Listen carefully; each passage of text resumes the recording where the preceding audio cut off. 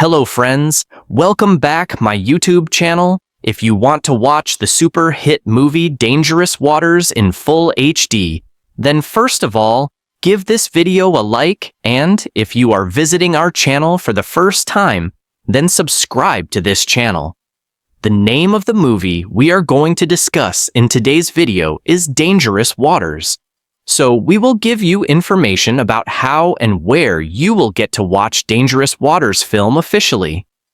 Apart from this, we will give you a detailed look at the pre-production, post-production, budget, box office collection, and filming of this movie. A detailed review of the movie will also be given in this video, where we will explain the story of this movie in detail. We will also discuss the cast and casting performance of the movie. Apart from this, information about the music department and technical department will also be given. Because of this video is going to be very interesting and entertaining. So, you must watch this video till the end.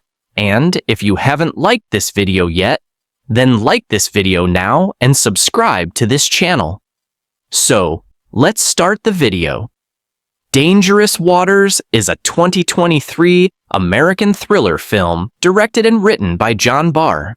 The film stars Odeya Rush, Dane, Saffron Burrows, and Ray Liotta.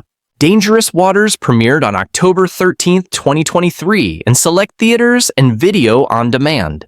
Plot: Rose surprises her mother with a hug before teasingly demanding the car keys. Alma reminds her that they have a long drive tomorrow. The next morning, their car breaks down when Rose's shift is over. Rose declares it is an omen, and her mother declines, getting the car up and running again as they banter. They meet Derek, Alma's new boyfriend, at the harbor. It is revealed the trio is taking Derek's small boat on sail ending in Bermuda. Derek attempts to bond with Rose on the boat. Alma and Derek grow more affectionate. Late one night, after an evening of drinking, dancing, and a proposal, the sailboat is taken over by men looking for something. They find it, but not before killing Alma and shooting Derek. Believing Derek dead too, Rose attempts to gather supplies and make repairs to the ship that was set afire by the men. Eventually, Rose discovers Derek in the water, who reveals he has known and loved Alma for a long time. Derek realizes they are sailing in the wrong direction and has a breakdown. Rose is able to redirect the boat, and they make it to a small island. Derek reveals that after many years of being a decent cop and getting nowhere, he begins to work with other dirty cops and eventually rips them off. These are the men who boarded his ship, and the captain shot Alma. Derek tells Rose he lied to her to gain her trust, because he knew he needed to kill her before being rescued, as she would raise too many questions. He attempts to kill Rose, but she escapes and makes it back to the lifeboat. Rose is rescued by the captain's minions, and after dinner and a shower, she flirts with the captain before killing him and taking revenge on the crew. While taking revenge, Rose discovers many of the captain's young women hostages and works with another captor to finish off the rest of the crew and free the young women. They achieve this just in time to see the lights of approaching land. Interviewed after the rescue, Rose learns that the stolen young women are being reunited with their families, and Rose will be sent home as well. Rose cries when she admits she has no home anymore. She has nothing. The detective encourages her that she has a future, and one that she fought for at that. Cast: Odeya Rush as Rose, Dane as Derek, Saffron Burrows as Alma, Ray Liotta as the captain, Sala Baker as henchman John, Brian Duffy as henchman Bill, Matt Servito as Agent Friedman. Production: Dangerous Waters is based on a story by Barr and is written by Marc Jackson. Filming began and took place in Dominican Republic in mid-2022. On May 26th, Ray Liotta died in his sleep in Santo Domingo while filming. Release: The film was released in theaters and video on demand on October 13, 2023. Reception: On the review aggregator website Rotten Tomatoes, 29% of 14 critics' reviews are positive, with an average rating of 4.6 per 10. Dangerous Waters Review. After a shaky start on land, this maritime thriller unexpectedly turns into a passable showcase for its young Israeli-American star, Odeya Rush, who we see transform from sullen teenager to crack-shot commando in a little over 90 minutes. Claustrophobic family drama, survivalist ordeal, and balls-to-the-wall action barnstormer. Any one of these would have amply filled out a single film, but director Barr chucks all three into an unsubtle and faintly ludicrous outing that at least is never boring. Rush, gets an invite on board a Bermuda-bound yacht via her mother Alma, Saffron Burrows, who is being romanced by private security consultant Dane. Grossed out by their middle-aged canoodling, Rose is nevertheless chuffed for her mother, who has raised her solo. But she begins to have suspicions about Alma's suitor's past when she finds a heavy-duty assault rifle below deck. Suspicions that are confirmed when they are stormed by a skiff full of thugs hunting for a suitcase on behalf of the captain. Barr sensibly avoids freighting dangerous waters with too much unnecessary characterization, a cleanness of line that sees it in good stead as Rose puts her newly acquired nautical knowledge into practice to survive on her own. But when she makes landfall, the film makes several erratic and overdetermined course changes, with Derek's deception and selfishness flagged up increasingly cartoonishly. Rose's later transformation aboard a floating brothel into Nikita, the female assassin, isn't much more plausible. Though, at least it's amusing to find yourself suddenly in the midst of a gender-flipped Steven Seagal film. The aforementioned captain turns out to be Ray Liotta, who in his final performance, he died during production, still has an offbeat intensity, like a deranged William Shatner. Barr keeps things motoring with a baleful zip that mostly rides out the bumps and general daftness. A day trip to the sea goes all sorts of wrong in the thriller Dangerous Waters. Directed by Barr, the film follows Rose, Odeya Rush, and her single mother, Alma, Saffron Burrows, as they go on a sailing adventure with Dane, Alma's new boyfriend. When Derek's ship is suddenly ambushed by villains, Rose discovers that Derek's innocent appearance is all just one big ruse. Things take a deadly turn when Alma is murdered on the ship, leaving a distraught Rose to find any means of escape and avenge the death of her mother.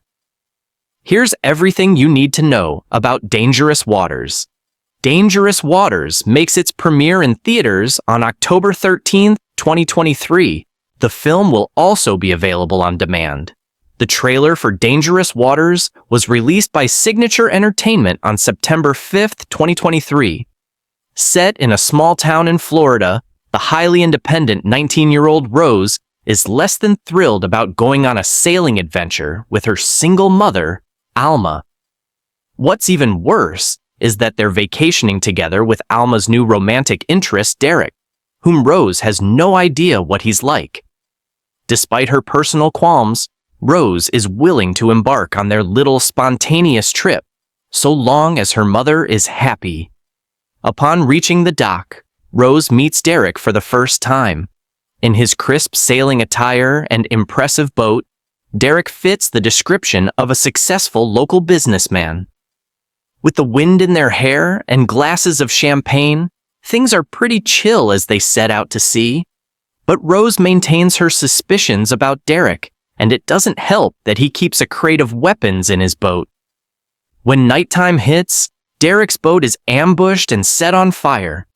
Alma is killed at the hands of murderers, leaving a grief-stricken Rose trapped at sea with the villainous Derek and the captain of the boat.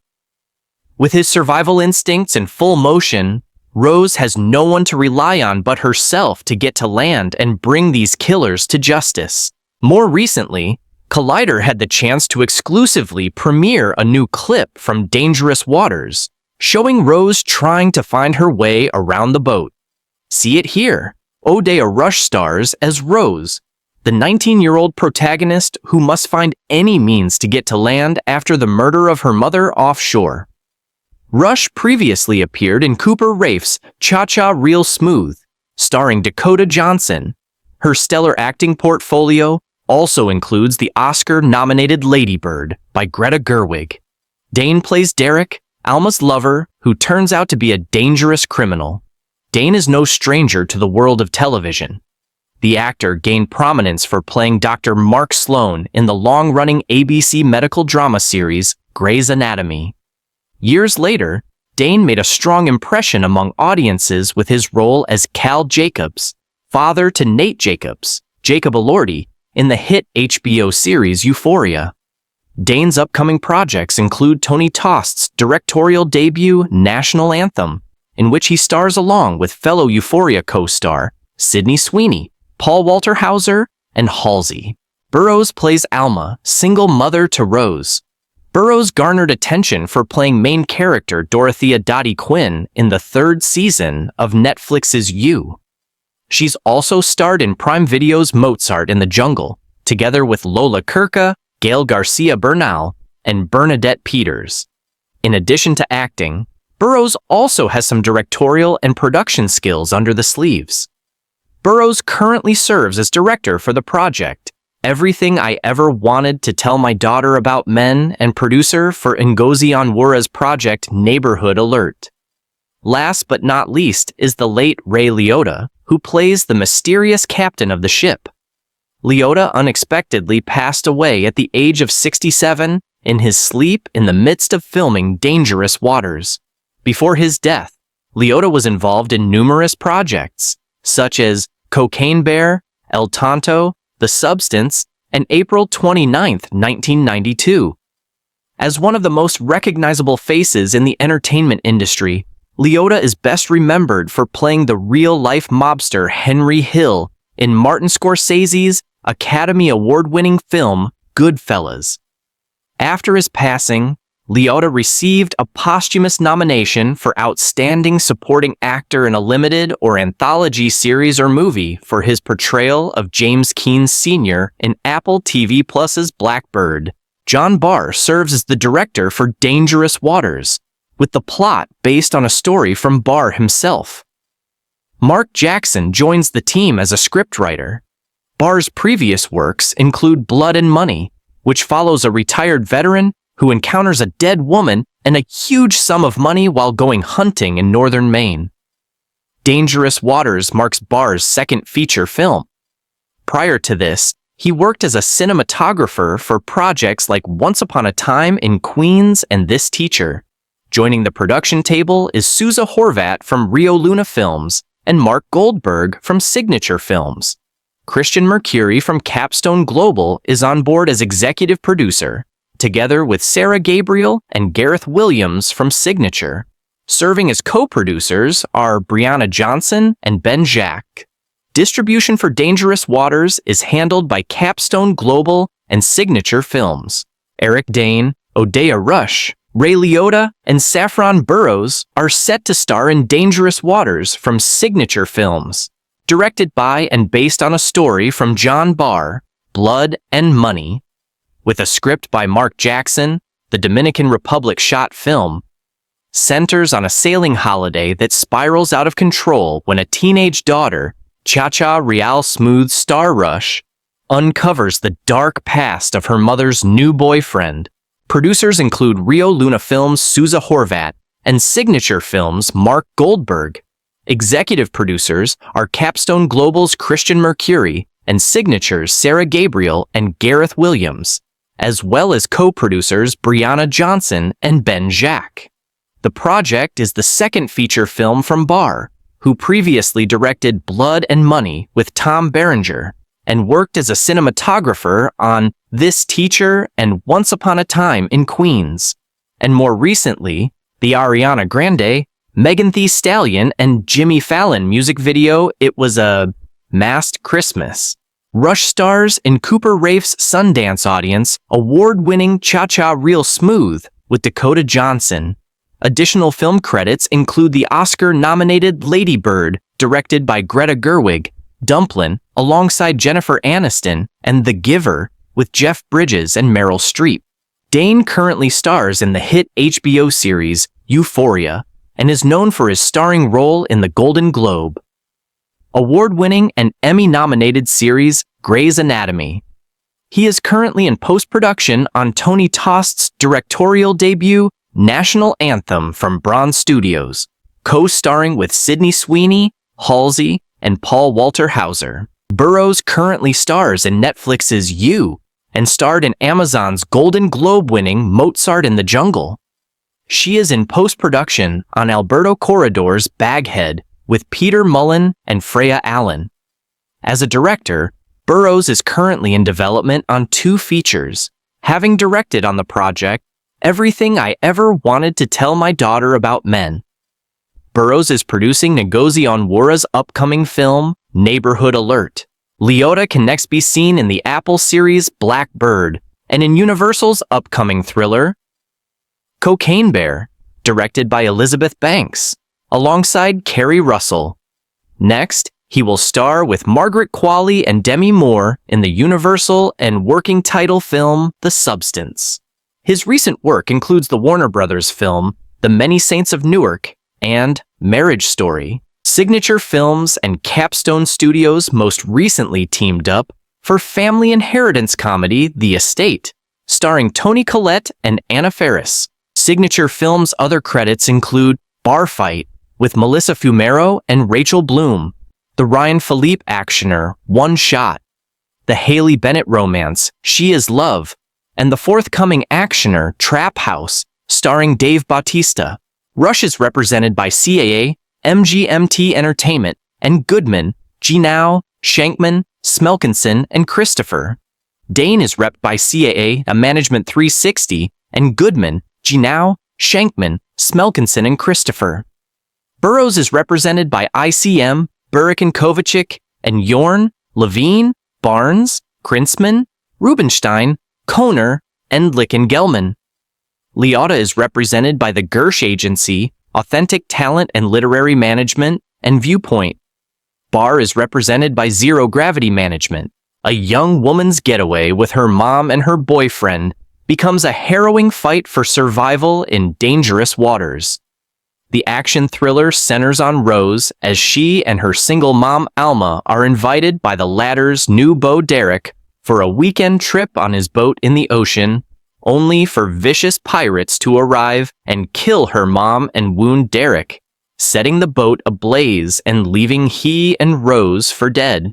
Though, in their efforts to survive, his motivations fall under question. Let It Snows, Odeya Rush leads the star-studded cast of Dangerous Waters, alongside Euphoria's Eric Dane, alum Saffron Burrows, and Golden Globe nominee Ray Liotta in one of his final roles.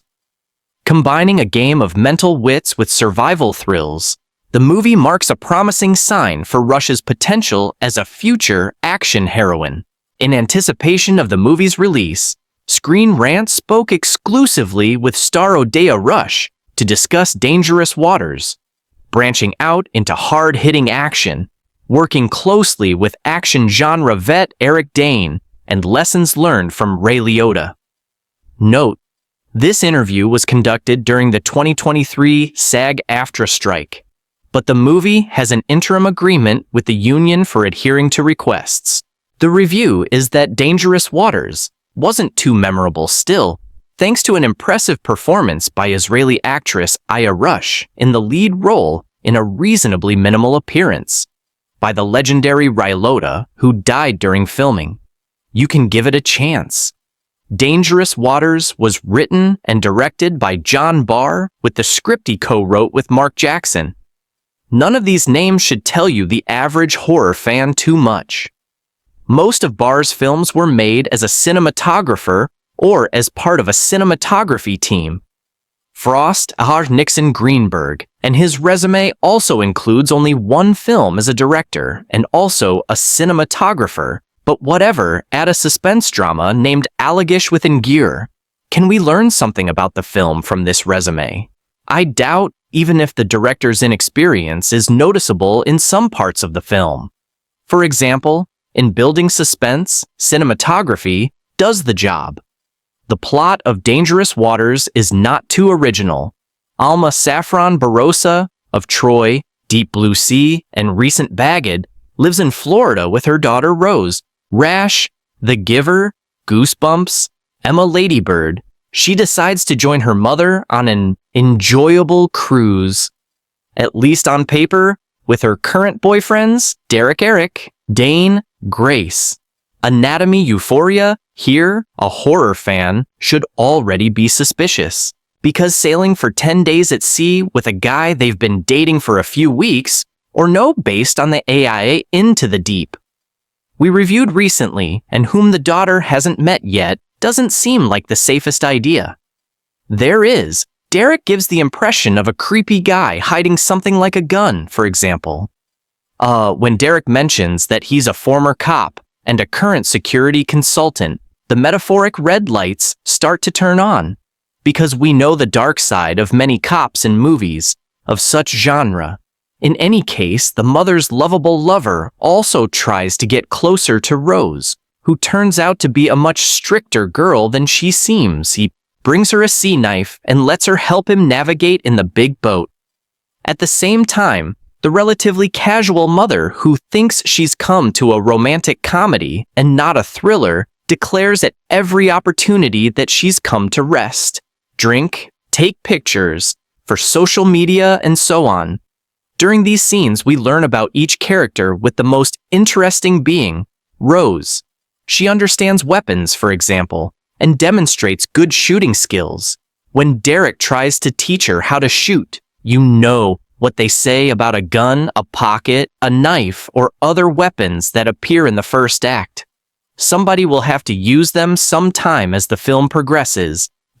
At a certain point in Dangerous Waters, without giving away too many spoilers, things start to go wrong. It begins with the solid deception about a storm which might confuse those who don't know what this film is about and think this will be another low-budget disaster flick. But then bad guys arrive on the ship shooting at several characters. Derek manages to survive, but reveals more and more to Rose about who he is and his motives. As a result, the viewer is not sure that the fact that he is alive is good news for her. In any case, from that moment on, Rose's survival journey begins against the forces of nature, bad people on the ship, bad people on an island she manages to reach, and later, more bad people on a boat headed by the menacing captain, the legendary Rylota, Good Phyllis Field of Dreams, Copeland Hannibal, and more, who according to the stories, does pretty terrible things to the woman who come to the boat. He is so scary and mythological that people call him the captain, not something strange like a name. We need to pause for a moment and explain the absolute horror that occurred on the set of Dangerous Waters, shot in the Dominican Republic one night. Liotta died in his sleep in the hotel where the crew was staying at the age of 67. Almost a year later, I was announced that that death cause was natural. In this case, a combination of pulmonary edema, respiratory failure, atherosclerosis, and heart failure shows that he was probably not in the best of health. But that is perhaps the definition of natural death, since Liotta's appearance in the film is limited and amounts to something like one scene. The creators could complete the movie without too much trouble, but there is no doubt that Dangerous Waters will also be remembered, because it is the last film by one of Hollywood's most beloved actors in recent decades, at least in my opinion. Let's return to the film which changes direction. In its final part, let me put it this way. If I wondered while watching whether we should classify Dangerous Waters as a horror for an action film, at some point it becomes an action thriller. Although the film's title suggests otherwise, what is dangerous here is by no means the sea. Although I would have liked a cameo appearance by a shark or two, the danger is not the deserted island either. However, the film's poster is somewhat reminiscent of other island films, such as the terrible Fantasy Island, which was awful. Although Lucy Hale played on it, Dangerous Waters is a survival thriller mainly against humans, with the dangers of nature, existing, bad weather, surviving on a deserted island, difficulties in navigating in the middle of the sea, but not getting the focus. Still for me, a survival film can almost naturally fall into the horror category, because what could be scarier than fighting for our lives in extreme conditions? Odeya Rush does a great job in the lead role. She is innocent and childish when necessary, tough when circumstances require it, which happens quite often, and also seductive and sexy, even if the scene in which she tries to seduce the captain is far from being good in terms of writing or logic. To say the least, you can describe this film at some parts as a feminine action, packed with a strong protagonist fighting for her life against many men, kicking their ass. Some twists along the way are predictable, others are not very believable, and the rest could be more interesting to the viewer. It would have been interesting to me to get to know the main hero and more and less about Derek's past and present, as relevant as it is to the current plot, and the giant shark would be a great addition. A little tightening in the script would have managed to captivate the viewers more. At the same time, there is room for improvement in credibility. For example, one character who manages to survive things only Michael Myers can. As the film progresses, it loses a bit of its plot. It might have been right to leave it as a feature film with a limited number of characters, even 2 or 3 with changes in the dynamics between them, plus revelations that are genuinely relevant to the struggle between life and death. In practice, we get the bad guy's backstory that is not developed enough, with a few subplots like kidnapped young women in the same boat. In these steps, the film goes in a slightly more bombastic direction, significantly less believable. I prefer horror like that, or suspense over action, especially when it is not a film with a bombastic budget that results in breathtaking scenes. John Barr Blood and Money directs this ludicrous thriller. It's a disappointing family adventure story set on the high seas about a adding holiday to Bermuda that spirals out of control. It resembles the film that starred Nicole Kidman in the 1989 Deadcom, but is much the lesser of the two films. Barr, the noted cinematographer, inadequately co-writes it with Marc Jackson, the morose 19-year-old Florida hotel worker, Odeya Rush, the 26-year-old Israeli-American actress whose dad was killed while in the army fighting in Iraq, and her diner waitress mom Saffron Burrows have an invite by mom's dashing new, wealthy security consultant boyfriend, Eric Dane, to go on a 10-day vacation on a sailboat to Bermuda to celebrate mom's 40th birthday. Mom is eager to go, while Rose, who never met Derek before, is reluctant. The teen discovers Leet has assault rifles stored in it and grows suspicious of the boat owner, but he states he needs the guns for work during a storm. Some pirate-like thugs ram the yacht and board it, killing Alma and forcing Derek to turn over a mysterious suitcase I would think contained drugs before fleeing in their boat. They wreck the yacht and shoot Derek in the arm. Rose says she learned about guns watching action films as she finds herself in the badly damaged boat with the physically unfit Derek.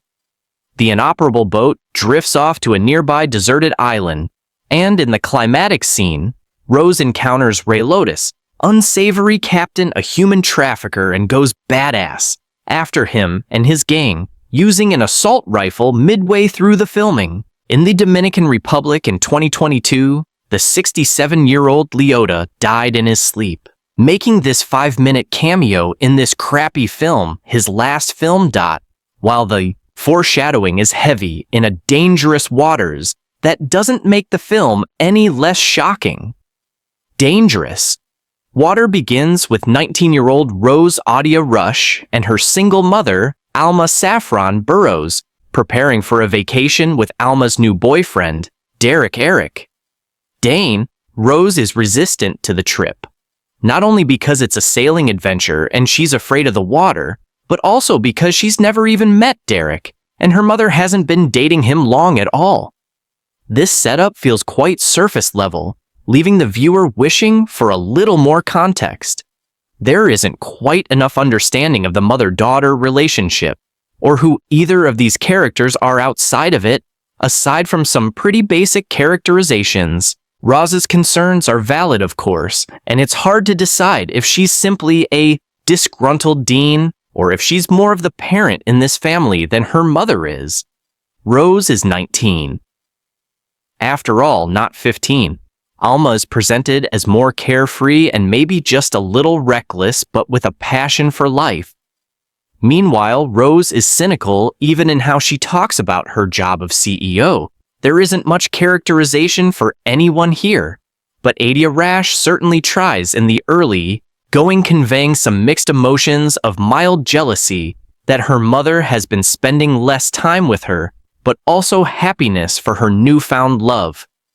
Simultaneously, she distrusts Derek. You would have to be a fool not to think something is off regarding his behavior, but drops her guard after an unintentionally hilarious incident where they rescue Alma, following some unexpected rough waters causing her to tumble into the ocean. He was also once a police officer and has some assault rifles on board, which becomes a point of connection for them, given Rose's military fascination at a dangerous water, as a is also the kind of lousy movie littered with laughable dialogue, such as Audio Rush being forced to say that her character knows how to handle weapons because she grew up watching action movies with her father. Unfortunately, tragedy strikes drowning a dangerous water saw in a sea of predictability. The circumstances see Rose trying to contact help and survive on the boat, with limited human interaction and resources stalling until its inevitable will shift into action territory. Upon the revelation of what's really happening on this vacation, Eric Dane's performance mostly consists of awkward shouting. Out pointlessly pops up for 5 minutes as a sleabag, and none of the relationship dynamics between the characters amount to anything intriguing. The only good thing that could come from a dangerous waters is a talented filmmaking team, drawing inspiration from the core idea of the third act action, which Audio Rush delivers a solid physical performance for. There is a brutal kill where she strangles someone with the shirt. Otherwise, what's truly dangerous is the perilous VOD landscape where someone possibly might waste their money on this tread. Those waters carefully There's no morale or higher purpose to be gleaned from John Barr's campy thriller or Dangerous Waters. Most of the dopiness feels unintentional. Intermittently, I felt as if the filmmaker were aware of the hilarity and nonsensical progression of writer Marc Jackson's plot, while it's solidly produced from a technical standpoint, and the lead does her best to sell the most outrageous scenarios. The end result feels undercooked. Young Rose Odeya Rush embarks on vacation with her mom, Alma Saffron Burrows, wherein they join Alma's new suitor, the wealthy Derek Dane, on a month-long yacht trip across the ocean. Alma is all over the guy. Understandably, Rose remains grossed out and skeptical, even after Derek teaches her how to use the assault rifle she's discovered on the boat. That's when the plot kicks into high gear. Minor spoiler alerts. Follow some Piratel-looking thugs come slamming into their yacht, looking for something while Rose hides. They kill her mom and injure Derek after a brief while of panic and grief, or FD Derek bellows. At one point, they stumble upon an island. That's when Derek decides to reveal his true colors in a hilariously sleazy speech. But then, I saw that you were hot too. So broken Barr, when you win a short game of cat and mouse ensues. Rose ends up stranded on a raft just to be picked up by sex and drug trafficking pirates led by a sleazy captain. She takes matters into her own hands, at first seducing the leader and then unleashing hell on the crew. The film's last poignant line almost imbues it with some sort of meaning key word here. being almost ridiculous moments pile up fast. Elma goes plummeting into the ocean for no apparent reason. Derek survives a fall from a giant cliff straight onto solid ground. Without a concussion, Rose evolves from girl next door to badass action star, with years of tactical weapon training within minutes. The baddies, of course, all aim like they're cross-eyed. And the dialogue. I'm talking line after line of bad movie gold when Rose comes on to the captain. She says, "This ship is so much bigger than the one I was in a broken bar. What's that joystick do?" She proceeds to ask him if he has the ointment for her fresh flesh wounds. "Yeah," Rat says with a straight face, "may he rest in peace. I have the ointment. Did you wash your cut? Did you use hydrogen peroxide? Do you want me to take care of you?" Shudder, Audio Rash, struggles to sell it. It's by no means her fault. If her character trajectory were more cohesively structured, she could be entirely believable as a young woman who's had enough. Being in the same boat as her dead, decaying mother doesn't seem to bother her so much. For example, but then she fully inhabits her character when it comes to saving a ship full of trafficked girls. The rest of the cast hams it up, especially Dean, who enunciates each line with utmost fervor. There's really no point to it all, a just nonsensical, guilty pleasure, thrills that don't amount to much, with a bit more effort. Perhaps Barr could have strung these sequences together more elegantly, or gone in the other, even campier direction. Lovers of Belex may find these waters suitably dangerous, but I found them somewhat cold and unwelcoming. This was really last movie. He died during shooting, cruel though it may be. I can't help wondering if he died of embarrassment. Certainly, I note that his character never gets a proper send-off. While I must remain vague, for spoiler purposes, you don't see his face. Not that he's in this much, a rambling conversation with the heroine is the bulk of it, but that's getting ahead of ourselves. We begin with single Mama Burrows dragging unwilling teen daughter Rose Rush on a sailing trip from Florida to Barbados. The boat belongs to her new boyfriend, ex-cop Derek Dean, and at first, things are pleasant, despite Rose's obvious desire to be anywhere else. But on the high seas, she's right to be concerned. A mysterious encounter in the middle of the night leaves one of the passengers dead, and the other two having to fan for themselves on a badly crippled craft. Turns out Derek wasn't quite the above-board law enforcement officer thought he was in cahoots with some very nasty people. In particular, one individual known only as the Captain Leota. Surviving will require Rose to get on a lifer, go to a desert island, get back on the lifer, and finally get picked up by the boat belonging to the captain. Fortunately, she is both the daughter of a deceased soldier and has taken shooting lessons. Who better to take out a ship full of hardened criminals? Yeah, that whirring sound are my eyes rolling. It's all pretty dumb and largely implausible. I'm not sure what's less credible, Rush as a teenager or Burrows as a woman in her late 30s. Put it this way, I'd like to wish a happy 25th birthday in July to Saffron's performance in A Deep Blue Sea. Then there's the plot, which wanders around in circles, aimlessly between sporadic boats of action. I guess it gives the viewer plenty of time to try and figure out what Derek's plan was supposed to be. Similarly, Rose swings between being an unbeatable badass and whimpering in the corner, or unable to hold a nor. But since the movie opens with Rose telling her story to law enforcement, there's no she's going to survive. Hey, I will say it looks slick, and the action is fairly well staged, especially once we get to the boat.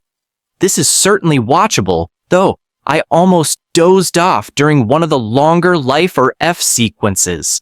It's the story that's the problem here. Not least, because the big surprises are little or no surprise at all. Maybe the unscheduled loss of Leota and the obvious rewrite required was a factor. However, that tragedy can only go so far in explaining the welder of problems with the story.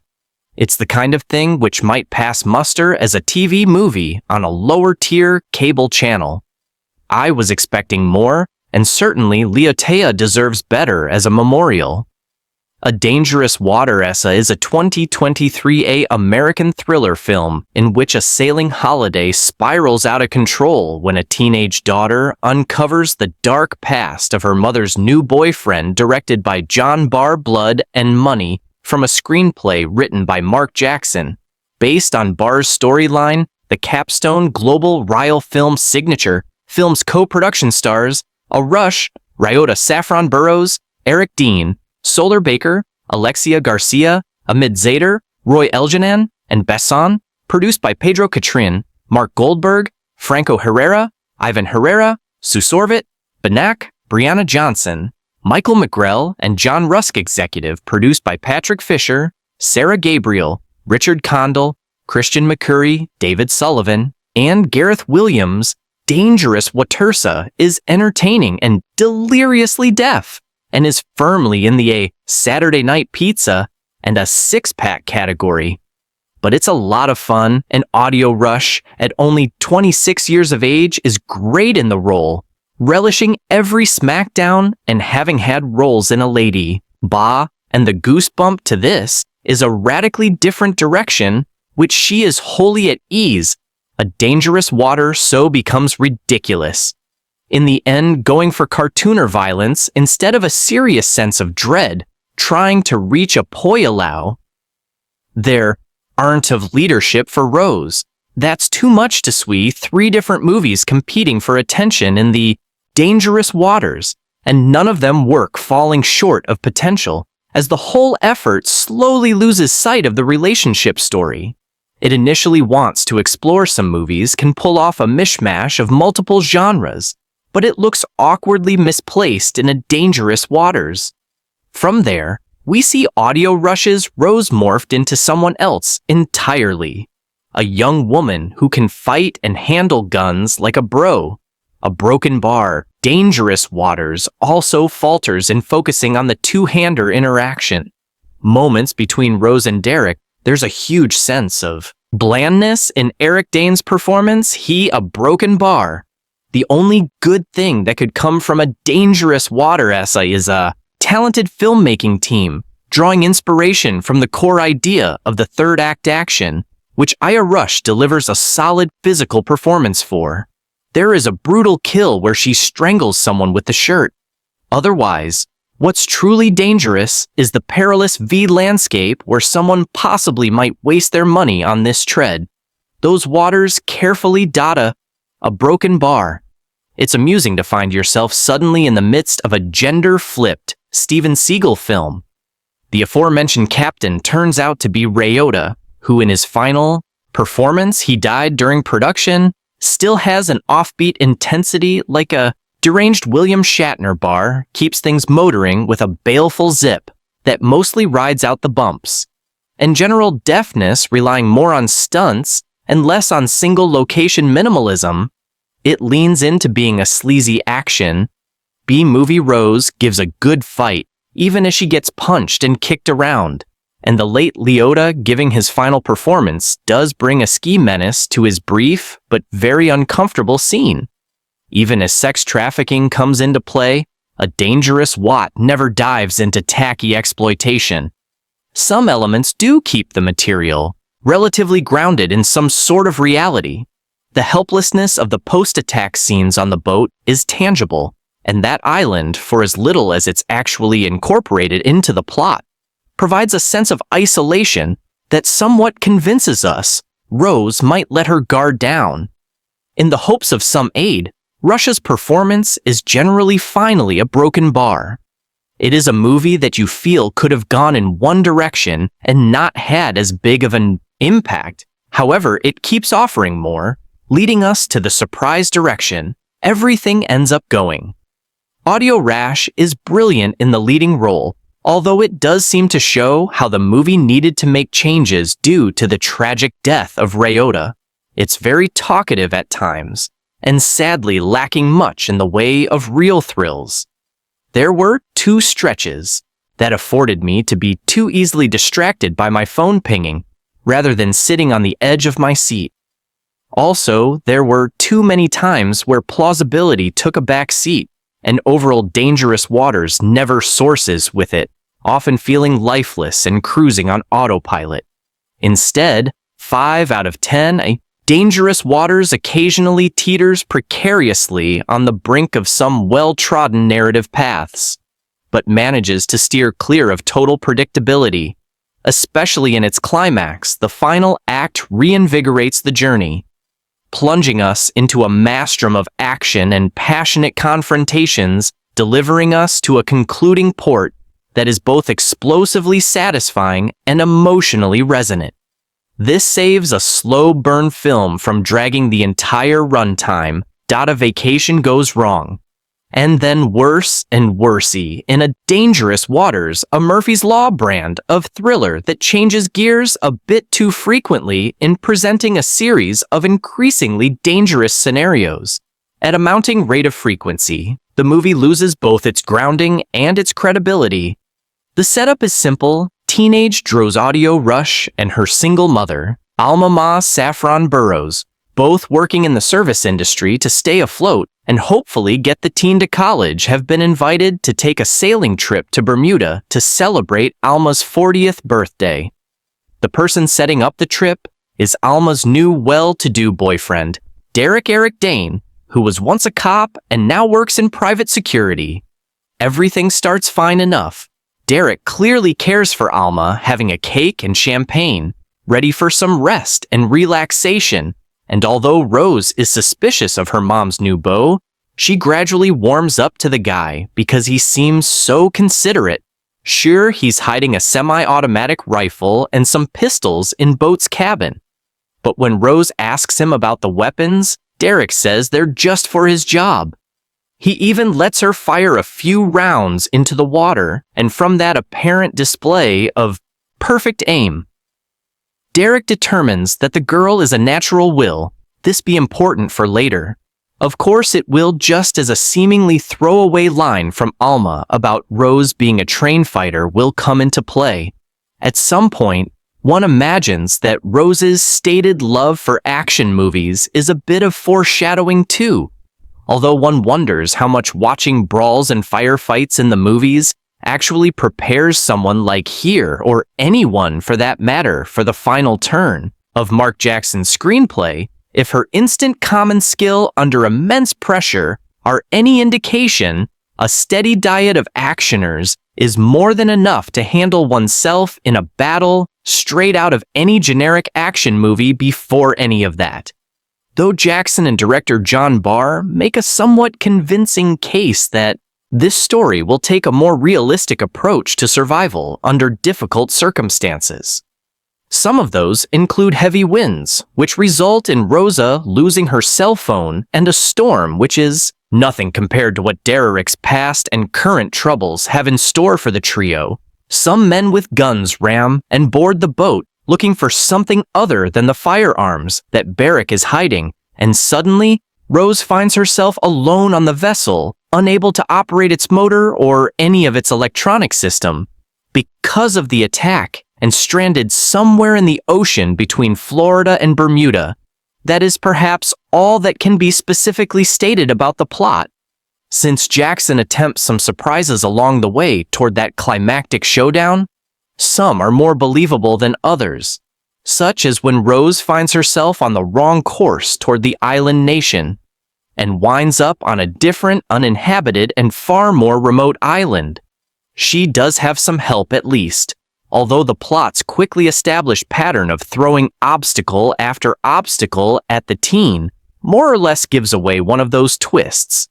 Well before it happens that the suspicious and untrusting Rose puts herself in a vulnerable situation might be just as contrived as the fact that a threat gives away the bigger game being played. Before any sort of success is assured, the plot has to keep moving after all it does by way of fights and a chase, which stops for a brief interlude at the height of the action and a character who's essentially the cliché till the copyright of the unstoppable killer for as many injuries as the character is able to endure and survive in order to remain a threat. One of them especially beggars his belief, although it's not until the finale, when the movie already has plenty of baggage in regards to its decreasing plausibility, that we realize how much the filmmakers expect to buy some elements do keep the material relatively grounded in some sort of reality.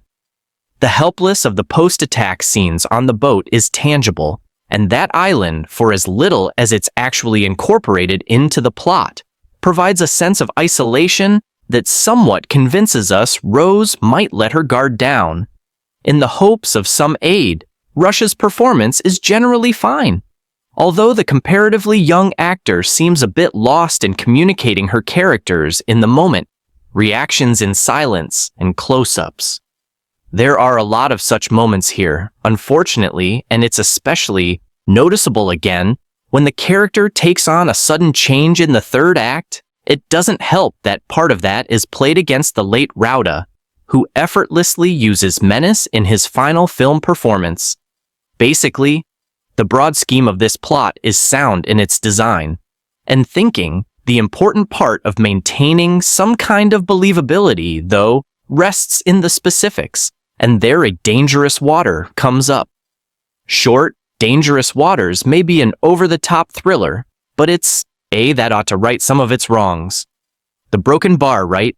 Alma Deep Blue sees a Saffron Burrows and her vigilant daughter Rose, a rash of Netflix Sedempina and the Let It Snow, embark on a brief sailing getaway with Alma's new boyfriend, Eric Dane, formerly of Grey's Anatomy, a while.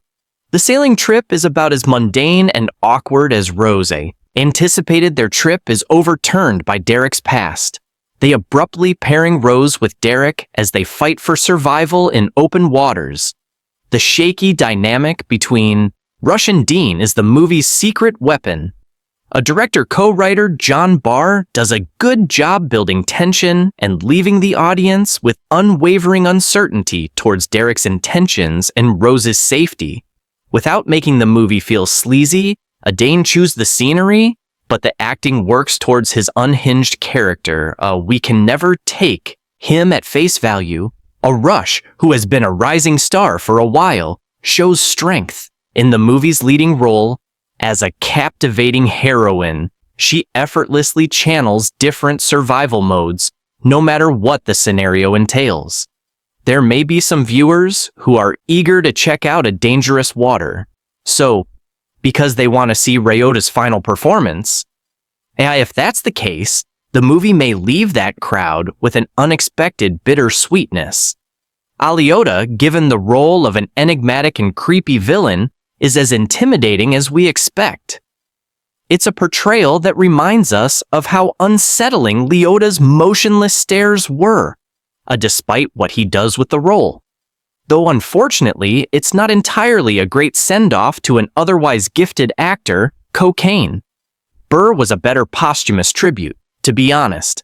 Being in the company with Liad is a disturbing kingpin.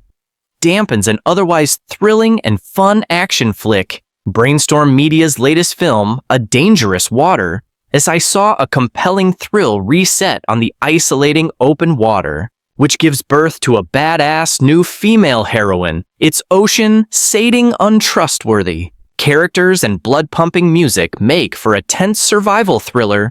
The cast is brilliant with Audio Rush goosebumps, stealing the show as a worthy female protagonist who kicks ass, as well as a clever performance by Eric Dane. Euphoria and a short, but surprising, appearance from Ryota. Good Phyllis. Lyota passed away mid-production, forcing a quick rewrite of Fad Dangerous Waters to change. Some Rauda makes a surprising appearance in the film as a mythical kind of antagonist simply named the Captain. His performance is of course incredible, resulting in one of the best scenes of the year. Except that's the only scene he's in. His character was supposed to play a bigger role in the narrative, but after Lyota passed, the filmmakers had to change the script. The 5 minutes he's in, though, was too amazing to scrap, and we're glad to see the great actor's final scene. For the majority of its runtime, A Dangerous Water is a slow burn survival thriller full of life-threatening scenarios. The film's heart-pounding music by Zach McNeil shrouds it in atmospheric tension, which continues through nearly the entire 2-hour runtime, likewise setting any movie on the endless open water with little supplies or hope for our characters already amounts to a great deal of thrills. But top that off with our main protagonist being stuck with an untrustworthy and potentially dangerous individual who's the size of Dane, and you have a terrifying concept. As previously mentioned, the majority of Dangerous Water Saw is a slow-burning thriller set on the open waters. However, that all gets thrown out of the window for a taken finale with Rose stuck on a ship full of sex traffickers. Gruff men who are transporting a bunch of young girls to assumably be sold off for sex work, while it does come out of nowhere. And at a breakneck speed, filmmaker John Barr does an expert job at handling the action, allowing for a fantastic final act. The movie couldn't have ended in a better way. John Barr's action is claustrophobic, conservatively edited, and well choreographed. We would have loved to have seen more, but we are still thankful for what we got. Dangerous Water so falls short on the relatively straightforward basis of simple craft. In a lot of ways, Marc Jackson's screenplay has a solid foundation for a thriller, including an appreciably stripped-down narrative that doesn't overcompensate with too many characters, or at least until the climax contrivances. The problem then is that director John Barr doesn't succeed in giving us anything all that surprising within the confines of those expectations. The twists are mostly predictable. The entire second act consists of wheels spinning, as if the filmmakers were just forcing the plot to go forward until something else could happen. Finally, due to some real-life circumstances that were surely beyond anyone's control, an action climax that transforms our heroine into an action hero feels tacked on too easy and more than a little lazy. The elephant in the room. Here is the death of Ray Liotta, who plays a villainous character in that climax during production.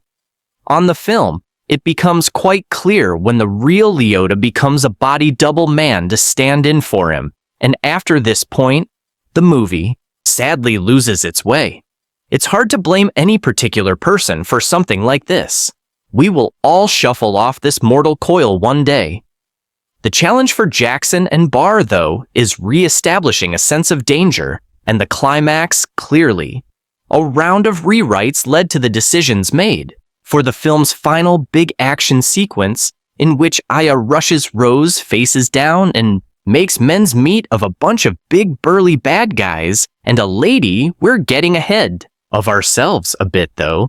So here's the surrounding context. Rose and her mother, Elma Saffron Burrows, are about to set sail on a boat with mom's new boyfriend, Eric Dane. He's the creepy type, constantly commenting on his girlfriend's daughter's figure and physical advantages, and Rose doesn't like spending a single moment alone with him, a fact that seems to be lost on Alma. For whatever reason, at first, this seems to be one of those a broken bar from hell thrillers in which Derek is revealed to be a psychopath on top of a major creep. But that isn't how things play out. Soon, a group of men invade the boat, incapacitate Derek, and murder Elma, leaving Rose to fend for herself. From here, things are essentially predictable once Derek awakes with no other person on the boat. It seems even more like we're headed in one direction, unless we were paying any sort of attention to the Alma scene with that group of men. Derek knows them, and his boss, played by Liotta, is waiting on a huge freighter somewhere off in the distance. Little details about Rose, though establish that she's more capable than anyone might have thought. She picks up very quickly how to use a semi-automatic machine gun, for instance. So naturally that will be useful. Dangerous Water turns out to do precisely what we expect it to do, as Soon as all the relevant pieces fall into place, there is a sense of comfort in its predictability, just as there is a sense of exasperation. Russia eventually must take up the mantle of action heroine, but there isn't any danger for that matter. The actress is only a vaguely convincing physical presence here, though that again might come down to the general letdown. In The Craft, Depart Derek seems pretty perfect and has a boat. What could possibly go wrong? Well, everything. As it turns out, Rose is about to enter a world that she had no clue even existed and must battle to stay alive. Considering her mother was pretty smitten with him, she had no choice than to join them on the trip away. Everything would go from bad to worse for Rose, and it certainly never looked like a good outcome for the young woman. But we will give her the fight in her that she must do over and over again. It does really get to the point where you just think, are you kidding, that she now has to deal with something else? I want to state that I fully blame my current Grey's Anatomy Obashan for even watching this film. Damn you a Marc, slowness. Sorry, Eric Dane, seriously, though that is the one and only reason decided to watch this film, and I guess that means I only have myself to blame. Anyway, it also has Rhoda in what turns out to be his final film appearance, albeit not the biggest of screen time for him, but he managed to be creepy. Audio Rush certainly gave her all in the performance, delivering a captivating portrayal of her character. However, the film's plot and script fell short, veering into the realm of the ridiculous. Despite her admirable effort, the limitations of the storyline hindered the overall impact of the movie. Sea-fearing teen Rose. Rush Sammy reluctantly joins her mother, Alma Burrows, for a 10-day birthday vacation aboard the boat of Alma's new boyfriend, ex-policeman Derek Dane. Everything seems to be going fine until the boat is set upon by thieves, leaving Rose fighting for survival and vengeance. It's rarely a good sign when a film immediately begins with a Tri-Leech-ailed copyright, and it's hard to get more hackneyed than the post-action authority interrogation of a weathered, traumatized protagonist, culminating in the phrase, "Let's start from the beginning," before cutting to an earlier reaction sequence. But don't let that put you off. A Dangerous Waters. This is a mostly tight thriller with good performances and plot developments that are well worth sticking around to experience. Audio Rush gives a committed and believably physical performance as someone stuck in a truly desperate situation. And as the role becomes increasingly demanding as the film progresses, she proves more than up for the challenge of portraying such hardship. Say, there's nothing she won't beat. With the Spanner Rush is ably supported by Eric Dane and Saffron Burrows, one playing more against type than the other, and as one of the world's foremost fans of fad Deep Blue Sea.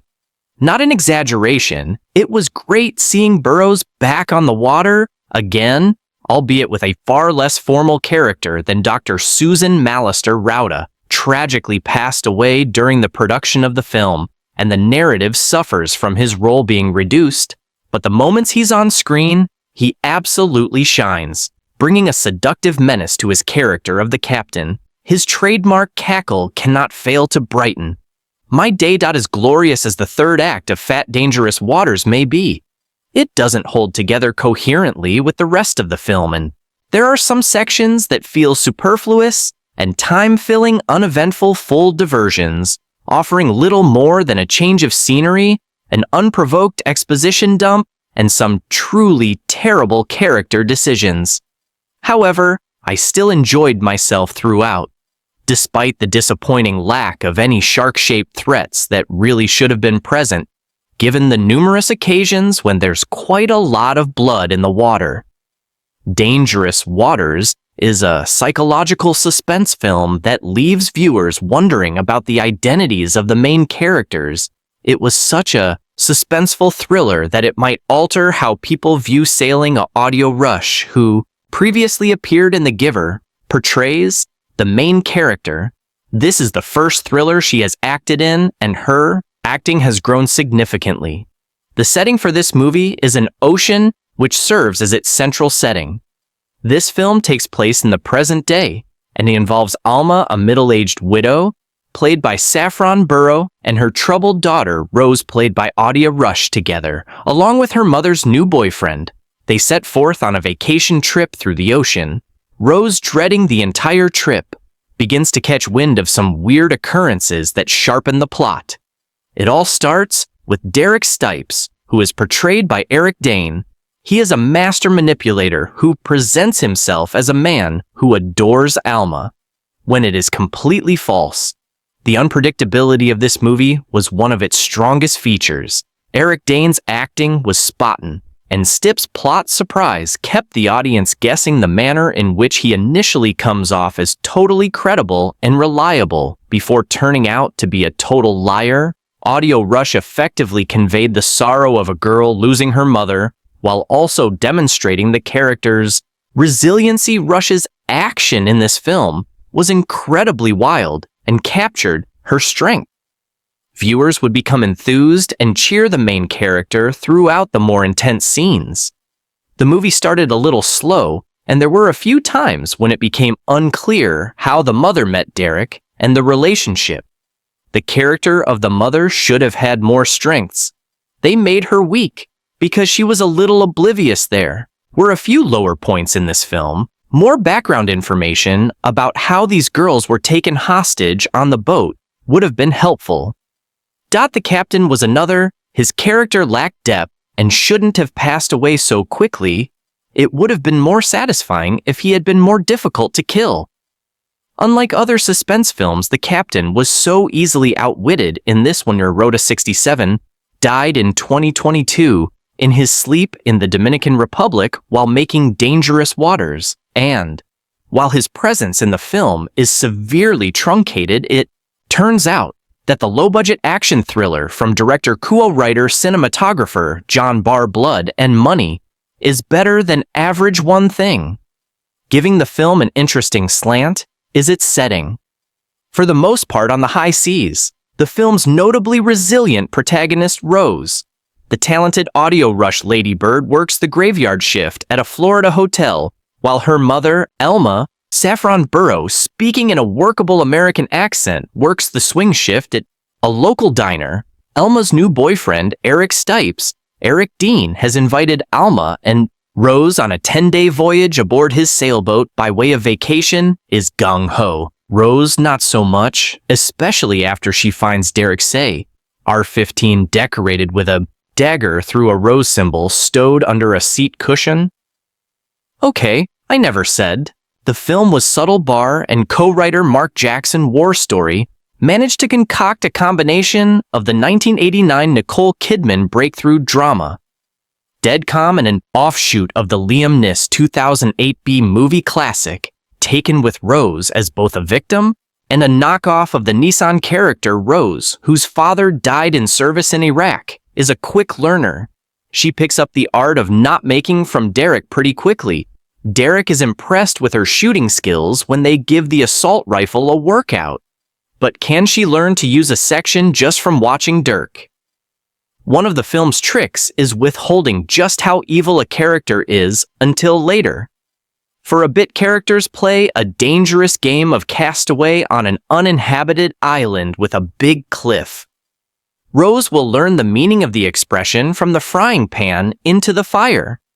After she is rescued by a group of sailors, Rush might look a foot shorter than the statuesque Burrows, Westworld, but they have an engaging mother-otter chemistry, and Rose's impatience with Alma has a lived-in feeling. Her beautiful mother has probably had a long line of bad choices behind her. DN at first seems only like a bit of jerk and a horny old dude, but he will believably sprout horns and tail. Other developments don't necessarily seem exactly likely, but they are credible steps in a yarn of this sort. Things began to go south when gets bitten by the spar and lands in the water. A carved mermaid turns out to be foreboding in more ways than one. Somewhere along her half-childhood, Rose appears to have picked up some fighting skills. Check another sly move arrives when Rose learns that the name of the second-hand boat was also the name of Derek's ex-wife, and Rose doesn't call him on it.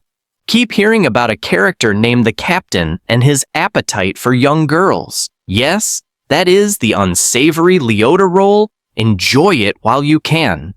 Dangerous Waters does not evolve into Die Hard on a boat, but that's where it's headed, and by now, we've come to expect badass behavior from Rose. And again, it's not a bad ride-off and twisty crime melodrama in which a man avenges his wife's murderer and in which he proves he's a craftier writer than his crudely psychosexual first novel, The Little Brother, 1990-lit. On narrator hero Riley Burke has clawed his way up from poverty to co-ownership with Nick Daniels of a top Boston ad agency, but his marriage to beautiful Ellen has eroded along the wire, and now Riley's ready to cheat with young employee Rachel Perry. As Riley and Rachel prepare to sail on Riley's yacht, a stranger known only as Cracker attacks one. Corey Dearburn on the dock, acting the hero for Rachel Riley, jumps in and beats up Cracker, who vows revenge, which ironically begins as a shook-up. Rachel refuses to sleep with Riley the next day. Real trouble starts when Riley finds Corey's body lashed to the propeller of his boat, a bag of cocaine stuffed in his mouth. The cops immediately suspect Riley of drug dealing, an idea they can't shake even after Cracker kidnaps Ellen and holds a knife to her throat, demanding the return of some coke. He thinks Riley stole the drugs in league with Corey. Riley's dog fights off Cracker, but days later, partner Nick proves less effective when Cracker and Aeon track Ellen and Nick to a country hideout.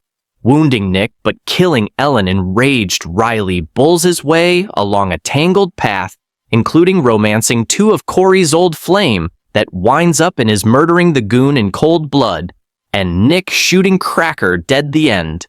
Not quite in the story's last and biggest surprise of many, Riley has one more enemy to kill. The ensuing climax features too much explanatory talk. But Riley's final act is as clever and stunningly violent as most of the rest of this slick, fast-paced cinematic tale. Dangerous Waters is one of the most underrated thrillers of the year so far. A tense survival action film, focused on a damaged young woman who learns to fight for her right to live, despite a bevy of predators trying to dominate her, not to mention the natural elements.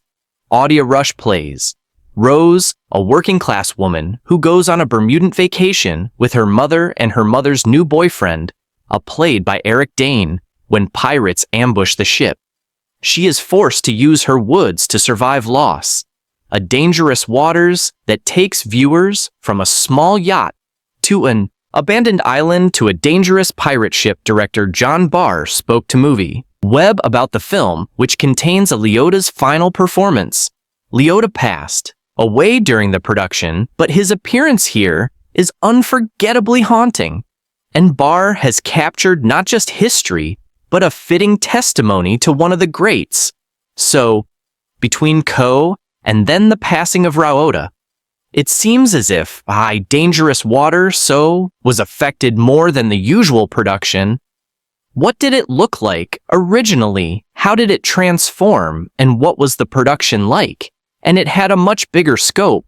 It was taking place in South Africa and up the coast of Africa. Basically shut everything down, and I really wanted to make the film because I loved the idea, and I was like, how can we do it? How do we make this so the cast is very condensed, shoot it in a place where we can create a bubble and get it done? And Marc, who's an amazing writer and a good friend, he read my script and loved the idea, and we adapted it together, and then he wrote it. We had a motto, each day was a miracle on the film, just being able to get through. We shot in 28 days, with locations throughout the island, which is a very, very compressed schedule for something that's ambitious. But with me being the DP and the producer, also being the UPM, I think we were able to just make it work efficiently. It could very easily have not been that, but fortunately weather held out, and we didn't have any issues with the sailboat. All the crew was amazing to Caribbean. The local production service company that we used were incredible, and yeah, it was amazing. We pulled it off. Dua Rayota is incredibly here, though. He's only in one scene. His character kinda haunts the whole film. I know. The movie was going to be very different before he passed away. How did that change the production? And could you describe working with him as character? The captain character basically carried us through the end of the film. So as far as how it impacted the film, we basically took some down days just to try to assess and take care of his family. But when we had to face the reality of coming back to filming, we spoke with ILM. We spoke with a bunch of VFX companies in the States to potentially do some face replacement again respectfully with the family's permission. We ultimately didn't go that route because the technology really wasn't good enough. Frankly, we couldn't 3D scan him. We could only feed the eye monster a few things from the past year that he's been in. So we decided not to do that. I rewrote the ending, and that's where it landed. I think that it still works. What he achieves in a 6 or 7 minute span is just art. The arc that he goes through from innocent to terrifying, it's so powerful, and it's a testament to how incredible he was as an actor. The way that we played that scene was really interesting, because we talked about it a lot, and we basically played the scene in those various tones multiple times, like innocent throughout the whole take, and then just slowly, gradually got darker and darker to where it ended up. So we could kind of choose, when we were editing, where we wanted the turn to start to happen. I think he just was unafraid. He would just go darker and darker. It was super impressive to watch. Hey, yeah, I think Odeya is a very special human. She's an amazing, amazing woman, and she's an incredible actress. Obviously, there's a lot of layers to her character, and DLMA, her mom, just kind of what they've dealt with throughout their lives. You know, the loss of a father and a husband, what that can do to a young woman. Growing up, like confidence issues, trust issues, a lot of things that just inherently go along with host. Stephen Mall introduces himself as adventurist. From Folsom, California, originating from Southern California, Mall first met lifelong yet estranged buddy Patrick McGregor at a high school soccer camp before reuniting in college, and then going their separate ways for years after a one-time experience riding Sea Woo in the San Francisco Bay and a second journey up Chatham Strait and around the island chain, edging British Columbia. Mel decided he was prepared to ride from Seattle water to the Bering Strait, separating Alaska from continental Russia. Mall and McGregor were joined by Alaskans Charles Davis, who serves as team mechanic, Wesley Davis, and Andrew Matzella, who is tasked as the expedition's cameraman. The journey to the Bering Strait was plagued with failure. Mall's almost non-existent navigational abilities persistently landed the team in shallow water, chewing up drops, peeling off all gel coating and layers of fiberglass from the skis, etc. These massive errors sideline the team on wilderness shorelines or in remote fishing villages where food and supplies are scarce. Ski preparation is almost nil. Mismatched gas cans are held down by ratchet straps. Navigation is by a single, handheld garment, and Mall's cell phone and the team ventures without spare replacement parts. Matzella, a team member with useful seafaring experience as an Alaskan crab fisherman. He could be a resource to teach Mal how to read the water, but is so impetuous and brash that his advice is little more than scolding, which is unacceptable to a brutally headstrong mole. McGregor is positive and upbeat most of the time, but is so clumsy, he borders on becoming a liability. The season ends in dismal failure halfway through the Bering Sea as one ski is abandoned only days after a replacement CED was sunk somewhere north of the Aleutian Islands, after the team punctured the rear battery access panels with an aluminum fuel rack. Strong editing helped mask a lot of the infighting personality conflicts and outright misery that flashbacks during later seasons would reveal. Robbed of his goal to reach Russian soil, Mullen team returned to the westernmost edge of Alaska to attempt crossing the strait. Once again, with slightly more preparedness, the team was properly equipped to make the crossing and do so successfully, reaching continental Asia. There they are immediately detained by the Russian military and spend several episodes panicking that the rest of their days will be spent in a stall in Aragalog. Ain't socialism? After some political drama, the team is sent back to Alaska, packing left to attempt the Northwest Passage. Instead of Maul's previous less than half-cocked idea, venturing deeper into unknown space, the craft continued to be brutalized every time the team throttled their craft up a frozen rocky shore, wearing down layer upon layer of precious fiberglass. Add to it additional beaching on sandbars, and the skis and Mozilla are at their breaking point. Mole, already sick from exposure, and the cameraman's constant bickering, decides to send Matsela home. The expedition continues northward and eastbound towards the last village in the United States, Tovik, Alaska. Before entering into Canada, Charles Davis proves invaluable during this season, as well as the heart of the expedition. His experience growing up in Alaska has taught him levelness. Rare in men these days, the show also begins to air.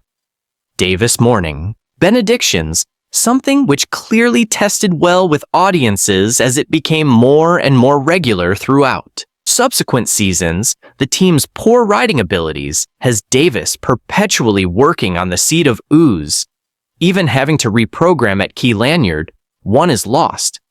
Most of the first two seasons is plagued by low funding, requiring the crew to even sell of one of its seeds to pay for the gas necessary to finish the leg of the expedition.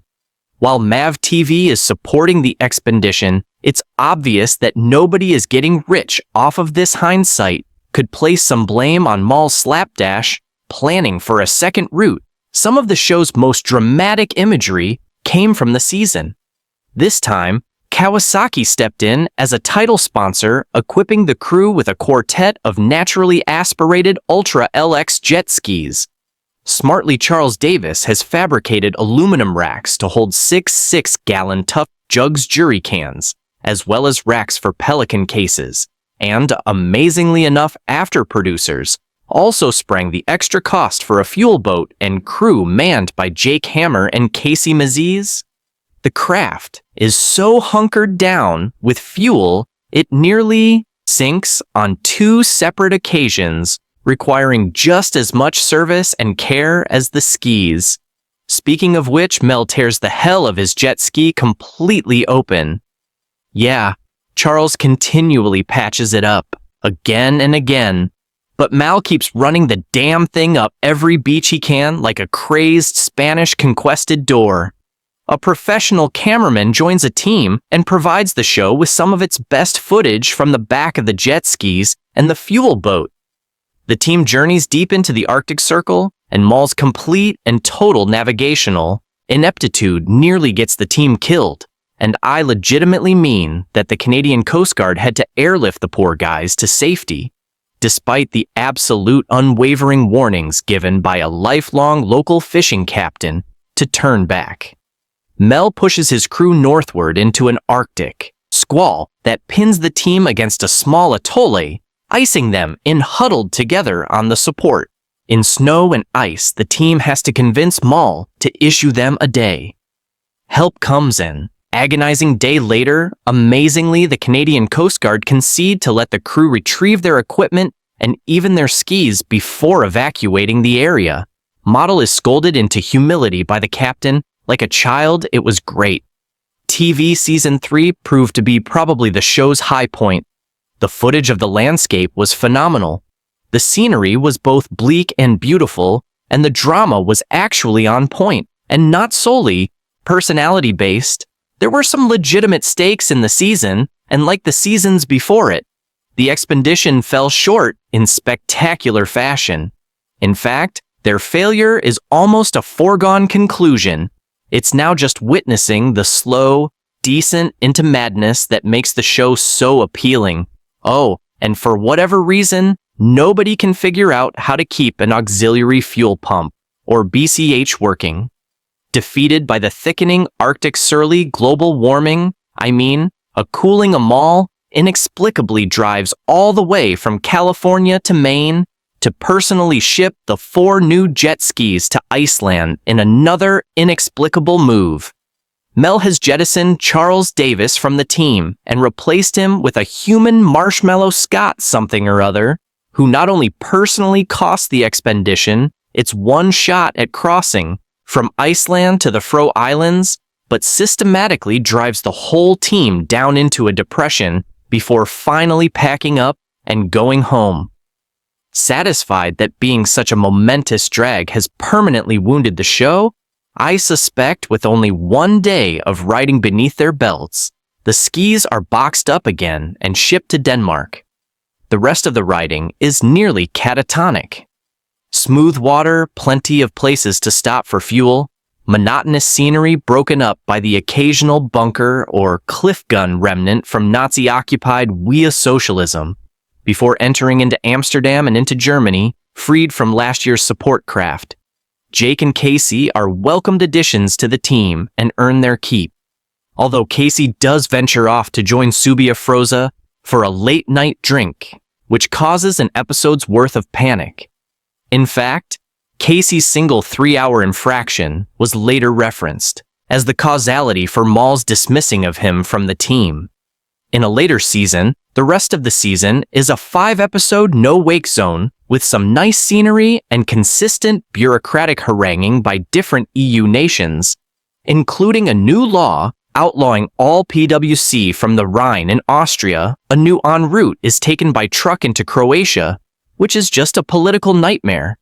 Somehow nobody stops to think that jet skiing through former Soviet Eastern Bloc nations might prove to be problematic. McGregor and Jake are easily the 2 most likable people, and only because Casey is the cameraman and mainly off-screen Jake is immensely pleasant effervescer and curious soaking in local culture, food, and people with a plum model is determined to reach Turkey, 'cause that's where terrorists are. But the team remains stuck in Athens, Greece, which of course is gorgeous and full of history, and that pisses Maul off to no end.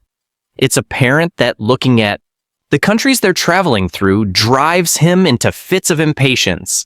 The fact that this season was aired on MAV TV is all the evidence I need that cable television is a dying medium and live streaming services like Netflix, Hulu, and Amazon are the future. Season 5 of Dangerous Waters is a nightmare of monotony and could easily be deemed as a hate letter to the country of India, bypassing every inch of the Middle East. The team ships its skis to Mumbai, India, after journeying back to CS Greece to find out where the hell their stuff has been for the last year.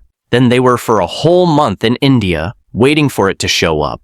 Either Mel suffered a stroke or some knucklehead at Kawasaki's marketing department got it into the team's collective skull that more than one jet ski should be pronounced in the singular Likia. And Adiro, now in addition to 5 episodes of Indian bureaucratic bullcrap, I have to listen to Mold Drone. We want to ride our for a jet ski across the planet. Dude, it's a jet ski's ajet. I ever to be detained and tortured at Guantanamo Bay. I fully expect this season of Dangerous Waters to be played on a continual loop while I am strapped to a chair, Clockwork style. The government of India apparently realizes that the crew is showing the world the Fed's koala that billions of people live in and promptly kicks them out of the country. No, really, they get kicked out. It's actually pretty funny. So off they go, again by container ship to Thailand. Jake and team go see the sights as they did in India, while Mel dances with the Department of Immigration, remembering that they're a TV show about jet skiing. They decide to get back on the water before Monsoon chases them off the water without fuel or any idea where they are. A rescue is staged to save the team. Yet again, By this time, the team has been reduced to Mal McGregor, Jake, and Casey. The later two quickly realize that Mal is chasing a fever dream, like Kehat's windmills. Even McGregor realizes that Mal is out of sorts. It's a little entertaining to watch the whole thing collapse in on somebody so full of hubris. As a note with Charles' dismissal, Mal took it upon himself to hold the morning benedictions, which are always videoed and feel uncomfortably staged, as if prompted by MAVTV's marketing department. I'm not questioning anyone's faith, but there's an unsettling tone that just feels disingenuous and ultimately inappropriate. The final season of Dangerous Waters is soon to air on MAVTV. The series ended with the team in the Philippines venturing upwards into the South China Sea, some of the roughest, most unforgiving water in the world. It's also chock full of Muslim pirates who'd love to kill some Americans. The plan is to venture north to Japan and back into Russian waters, before returning across the Bering Strait and eventually return to Seattle W for the sack of closure. I'm certain I'll watch it once it is added to Amazon's catalog of content. But not before that the Polish has faded and the veneer has begun to crack on a show that I wasn't sold on. To begin with, Dangerous Waters has become a bit of a parody, and Mel himself has become the embodiment of faith. Dark Nights, a caution: you either die a hero or you live long enough to see yourself become the villain. And it's worth noting that as the show has progressed, the focus has been purposely aimed towards Mel himself, and therefore the recipient of all praise and target of all critiques. Much of the travel thus far has been by container ship, much not most also detracting from the purity of Mal's message. It's also taken a several years to complete, instead of say 1 year after Studio Yes planning, sourcing the necessary funding and support, and a whole metric ton of other logistics right now. As the show nears airing, Mel has leveraged his newfound fame into Dangerous Waters Adventure Tours, an all-inclusive guided PWC tour, letting fans of the show recreate the first season's journey up the Pacific coast of British Columbia. And some information about it. How do you like our today's video? Please let us know by commenting, and if you like this video, please like it, share it, and forget to subscribe to our channel. Thanks for watching.